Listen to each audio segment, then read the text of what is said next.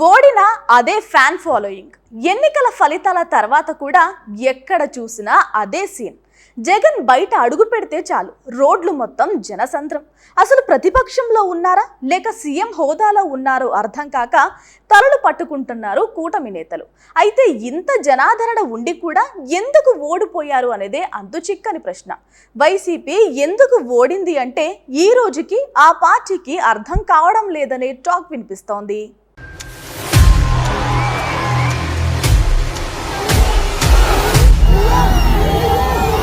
ఎన్నికల ముందు జగన్ సభలకు జనాలు వచ్చారు అంటే వారిని తీసుకువచ్చారు అని అంతా అనుకున్నారు.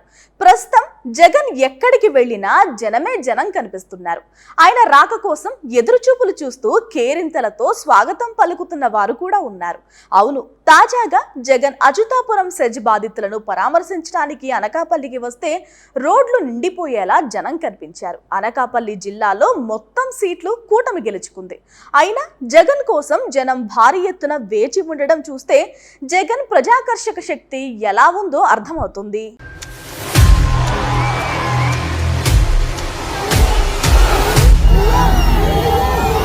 దీన్ని బట్టి చూస్తే జగన్ కి తోడుగా జనం ఉన్నారు అనిపిస్తోంది. ఆదరణ అలాగే కనిపిస్తోంది. కానీ పార్టీకి దీనిని కనెక్ట్ చేయడంలోనే పొరపాట్లు జరిగాయని అంటున్నారు.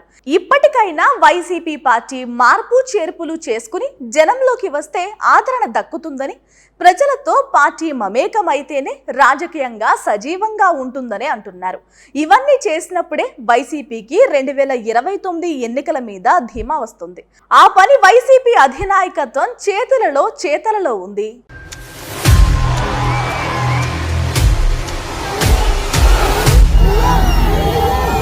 Please subscribe .news.